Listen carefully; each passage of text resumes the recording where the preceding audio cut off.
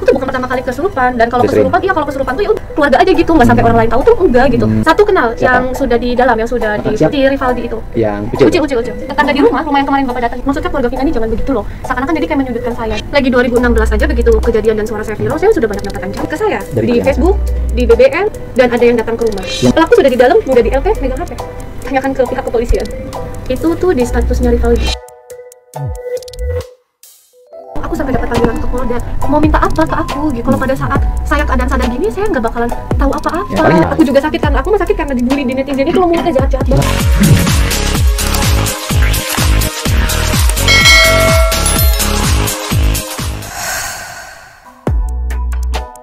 Assalamualaikum warahmatullahi wabarakatuh.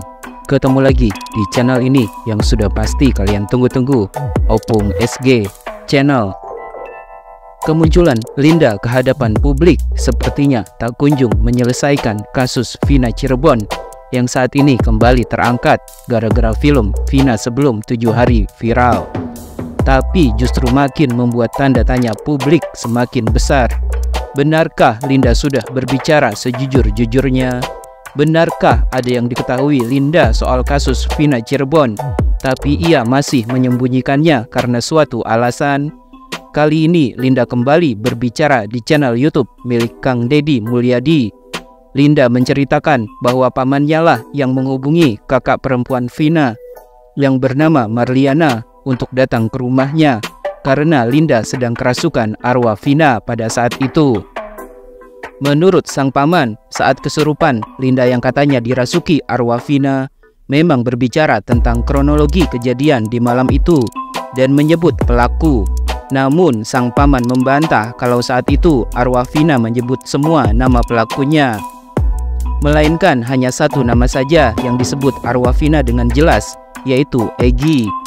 Linda sendiri saat itu mengaku kaget karena setelah ia sadar sudah banyak orang yang memegangi dan menontonnya. Linda menegaskan itu bukanlah pertama kalinya ia kesurupan, dan saat kesurupan biasanya hanya ada keluarganya di sekitarnya. Saat semua orang sudah pulang dan keadaan sudah tenang, akhirnya Ibunda Linda menceritakan kejadian dirinya yang kerasukan arwah Vina. Linda juga heran kenapa rekaman suaranya saat sedang kesurupan bisa dijadikan alat bukti, dan kenapa dirinya yang kesurupan malah dijadikan saksi. Menurut Linda, seharusnya arwah Vina saja yang dipanggil untuk bersaksi, bukan dirinya. Justru kalau ia yang kesurupan dan dijadikan saksi, itu sama saja seperti berbicara dengan orang gila, kata Linda. Apalagi setelah sadar, Linda sudah tidak tahu apa-apa. Menurut Linda, seharusnya yang dijadikan saksi adalah orang yang melihat atau menyaksikan kejadiannya.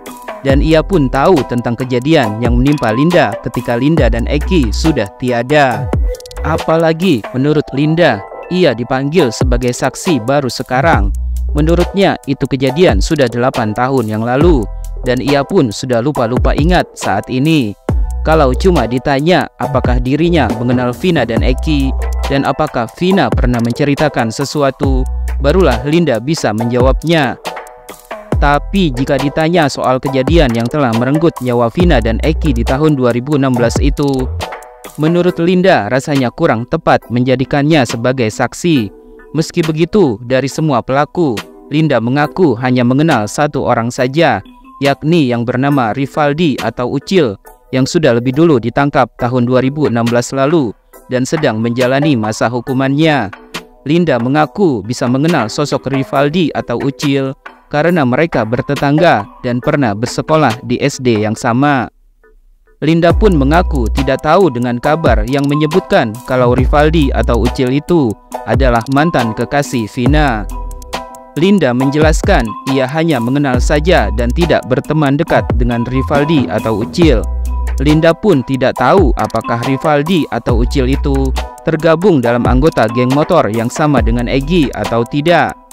Bahkan kata Linda, terakhir ia bertemu dengan Rivaldi atau Ucil adalah pada saat masih duduk di bangku sekolah dasar, karena Ucil adalah kakak kelasnya. Menurut Linda, Rivaldi atau Ucil yang ia kenal waktu SD adalah sosok anak yang baik. Namun Linda mengaku tidak tahu soal sifat dan kepribadian Rivaldi atau Ucil setelah beranjak remaja. Linda juga menegaskan kalau dirinya dan Vina bukanlah teman sejak SD. Seperti yang sudah pernah ia ungkapkan, Linda mengenal Vina karena kekasih mereka sama-sama tergabung dalam satu perkumpulan anak motor di Cirebon, Jawa Barat. Linda pun heran mengapa Marliana, kakak perempuan Vina, mengungkapkan kalau Linda pernah beberapa kali main ke rumah Vina. Karena itulah Linda pun sempat mengatakan kepada kuasa hukum keluarga almarhumah Vina, Putri Maya Rumanti, untuk mempertemukannya dengan Marliana agar semuanya bisa menjadi lebih jelas. Menurut Linda, pernyataan Marliana seolah-olah sudah menyudutkan dirinya. Kata Linda, sejak awal ingin membuat film Vina sebelum 7 hari, pihak rumah produksi sudah bertanya-tanya di mana lokasi rumah Linda. Tapi menurut Linda, tidak ada pihak dari rumah produksi film tersebut yang mendatanginya untuk meminta izin. Linda heran mengapa keluarga Vina bisa mengaku lupa dan tidak mengetahui alamat rumahnya ketika pihak rumah produksi menanyakannya. Padahal ibu, ayah, dan kakaknya Vina sudah pernah mendatangi rumahnya waktu Linda kesurupan arwah Vina di tahun 2016 silam. Linda memastikan bahwa hingga saat ini ia tidak pernah dihubungi pihak rumah produksi guna meminta izin memakai suaranya dalam rekaman asli saat ia kesurupan arwah Vina. Padahal suara Linda jelas-jelas diperdengarkan di bagian akhir film tersebut. Linda mengaku tidak pernah memberikan izin suaranya untuk dipakai di film Vina sebelum 7 hari. Karena menurut Linda, di tahun 2016 ketika rekaman suaranya saat sedang kerasukan arwah Vina itu viral, ia sudah mendapatkan ancaman-ancaman dari beberapa pihak. Dari cerita Linda, kenapa rekaman suaranya itu bisa viral? Karena kakak Vina, Marliana, memberikan rekaman tersebut kepada tetangganya yang katanya seorang YouTuber. Karena rekaman suara itu viral, Linda mengaku dari situlah ia mulai mendapatkan banyak ancaman dari media sosial Facebook, BBM, bahkan ada yang datang ke rumahnya. Yang Linda herankan, ancaman tersebut bisa datang dari salah satu pelaku yang sudah tertangkap. Linda mengaku heran mengapa pelaku yang sudah dipenjara masih bisa menggunakan ponsel untuk mengancamnya. Linda mengatakan ancaman tersebut berupa status di Facebook yang seperti ditujukan kepadanya. Siapa yang membuat kita masuk sini bakalan tak bakar rumahnya, ujar Linda menirukan bunyi ancaman tersebut. Linda mengaku melihat dengan jelas ancaman tersebut di status Facebook Rivaldi atau Ucil yang merupakan tetangganya sendiri.